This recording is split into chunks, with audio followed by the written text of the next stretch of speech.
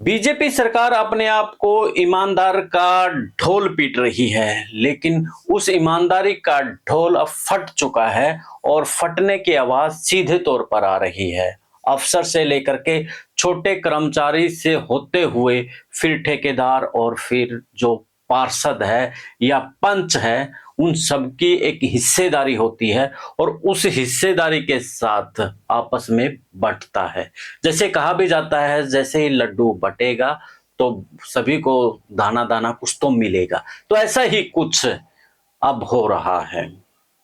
पंचकुला में एक बड़ा मामला सामने आया है। एक डेयरी हाथ पीपी कपूर के लगी है। उस डेयरी में जो सरकार के कर्मचारी हैं, अधिकारी हैं या फिर ठेकेदार हैं, उन सब की पोल कहीं ना कहीं वो डेयरी खोल रही है। वो चीख चीख कर बता रही है कि बीजेपी के राज में भ्रष्टाचार थोड़ा नहीं बहुत हो रहा है। कहने के लिए वेस्टेज जो कचरा डंपिंग होता है वो लगाया गया है, लेकिन वो लगाया तो गया, लेकिन जो कचरा प्रोसेसिंग में होना चाहिए वो दबाया जा रहा है। करोड़ों रुपए का घोटाला सामने आया है। तो फिर भी अगर कहे कि बीजेपी ईमानदार सरकार है तो आप क्या कहेंगे, वो आप कमेंट करके बताइए। और द इनसाइडर मीडिया को अभी फॉलो, शेयर और सब्सक्राइब करना ना भूलिएगा, क्योंकि यहीं से उठती है आम आदमी की आवाज और यहीं मिलते हैं खबरों के पीछे की असली खबर।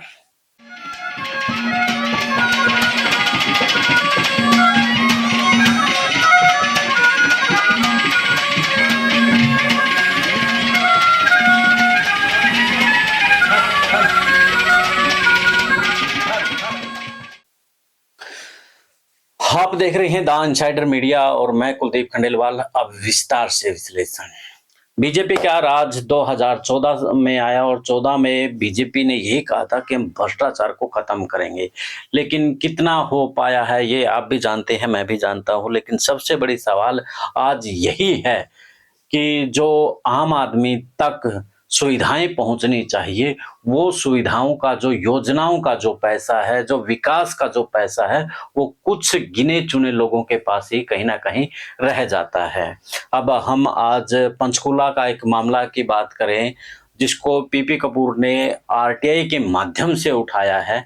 एक बार आप पीपी कपूर को सुने, वो क्या कह रहे हैं। हरियाणा सरकार की नाक के नीचे पंचकूला नगर निगम के अंदर 30 करोड़ रुपए का सफाई कार्यों का घोटाला पूजा कंसोलेशन कंपनी ने किया है। ये वही कंपनी है जिसके खिलाफ एंटी करप्शन ब्यूरो ने इसी साल 2 मई को पानीपत नगर निगम के अंदर 16 करोड़ रुपए का घोटाले के खिलाफ मुकदमा दर्ज कर रखा है। वही पूजा कंसोलेशन कंपनी ने वहां 30 करोड़ का घोटाला नगर निगम पंचकूला में किया है। और ये पूजा कंसोलेशन कंपनी हर महीने लाखों रुपए जो वहां पर नगर निगम के अधिकारी हैं और वहां के नगर पार्षद हैं, 4 नगर पार्षदों के भी नाम हैं, उनको ये लगातार घूस देते हैं हर महीने। जो हमारे हाथ में एक इस पूजा कंसोलेशन कंपनी के जो वहां पर नगर निगम पंचकूला के अंदर जो प्रोजेक्ट इंचार्ज है इस सफाई कार्यों का, तरुण खटाना, उसकी डेयरी के कुछ पन्ने हाथ लगे हैं जिसमें ये साफ लिखा है कि 22 सितंबर 2023 को जो उस टाइम ज्वाइंट कमिश्नर थी, जो एससीएस ऑफिसर हैं, उनके जो पीए हैं अजय कुमार, उसको 1,84,000 रुपए दिए गए घूस के। और इसके अलावा जो चीफ सैनिटरी इंस्पेक्टर हैं वहां पर नगर निगम पंचकूला के, उनको 2 महीने की घूस 5 लाख रुपए दी गई। ये साफ दर्ज है। ऐसे ही जो अक्षय चौधरी हैं जो कि वहां का एमसीए म्युनिसिपल काउंसलर, उसको वहां पर 50,000 रुपए दिए गए घूस के। ये ऐसे तमाम अधिकारियों की लिस्ट है ये, जो कि इस डेयरी के अंदर जो है दर्ज है नाम। ये घूस क्यों दी जा रही है? घूस इसलिए दी जा रही है कि डोर टू डोर जो कूड़ा कलेक्शन है वो उसके फर्जी बिल बनाकर जो कूड़े के वजन के, और वो पेमेंट ली जा रही है नगर निगम से 1.5 करोड़ रुपया हर महीना के करीब जो है वो अनाप शनाप बिल बनाकर। दूसरा क्या है कि नगर निगम पंचकूला के तहत गांव झूरीवाला की डंपिंग साइट है जहां पर कूड़ा पड़ा है पुराना, और ऐसे ही सेक्टर 23 की डंपिंग साइट है पंचकूला में जहां पर पुराना कूड़ा पड़ा हुआ है वर्षों से। उसका जो लेगेसी वेस्ट का ये प्रोजेक्ट था। तो उसमें उनको कंपनी को वहाँ से कूड़े की प्रोसेसिंग करनी थी और वो कूड़े को वहाँ से हटाना था। लेकिन अधिकारियों की मिली भगत से और कुछ पार्षदों की मिली भगत से जो झूरी वाला डंपिंग साइट है वहाँ से कूड़ा नहीं उठाया गया, वो कूड़े को वहीं पर खड़े करके दबा दिया गया। और ऐसे ही सेक्टर 23 की जो डंपिंग साइट है वहाँ से भी जो कुछ कूड़ा तो वहीं पर दबा दिया और कुछ कूड़ा जो है, बाकी कूड़ा जो है अंबाला के कुछ वहाँ पर गांव के अंदर दबा दिया गया, जिसकी हमारे पास वीडियो भी है जो हम जांच में देंगे सरकार को, फोटोग्राफ भी है हमारे पास। तो ऐसे ही वहाँ पर एक और जो है डीएमसी है, डिप्टी म्यूनिसिपल कमिश्नर, वो उसको 25 लाख रुपए की इस कंपनी ने गाड़ी दी, टोयोटा गाड़ी।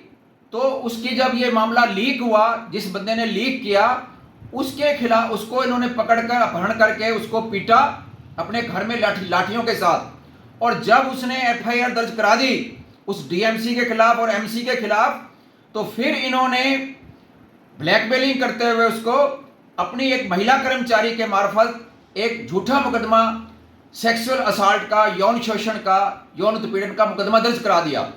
ये इस तरीके से वहां पर घूसखोरी का खेल चल रहा है।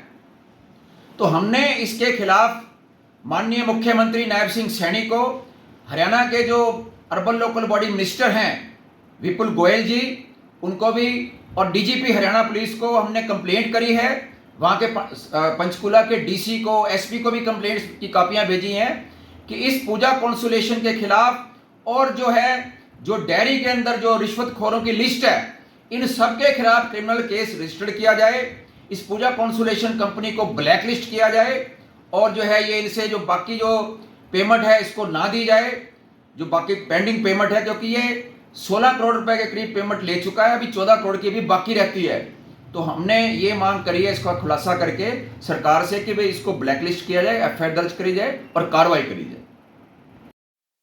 तो आपने सुना पीपी कपूर को कि 30 करोड़ का वेस्ट घोटाला है, यानी कि आरडीएफ वेस्ट घोटाला बताया है।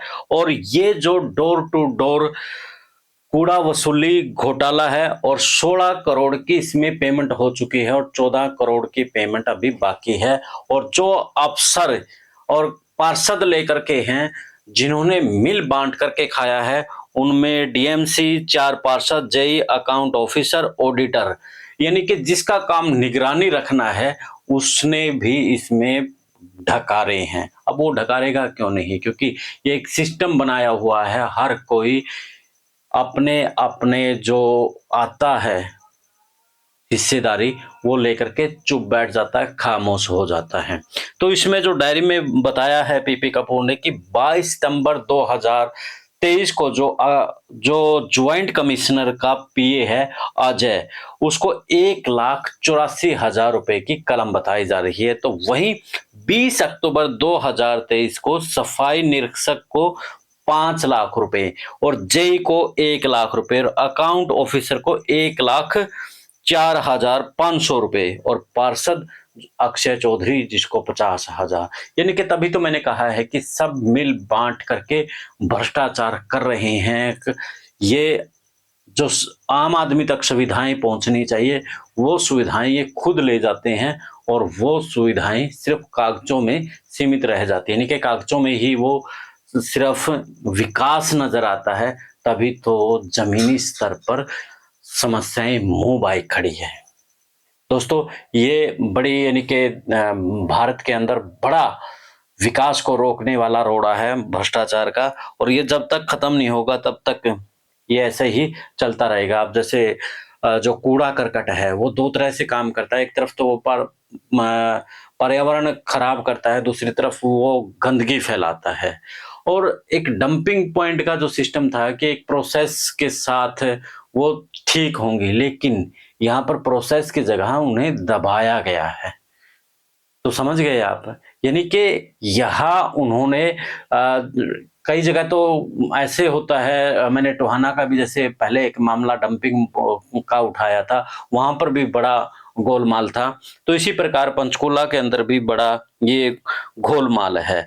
और अब जब इस मामले को लेकर के कर्मचारी ने समाज हित में, जनहित में सोचा तो उसको पहले तो मारा पीटा गया और उसके बाद उस कर्मचारी के ऊपर एक वहीं की जो कार्यालय में कार्यरत है उसने उसके ऊपर आरोप लगा दिए उत्पीड़न के। यानी कि अब उस मामला में तो उलझने के बाद आदमी ही सोचता ही है कि अब तो बुरे फंसे।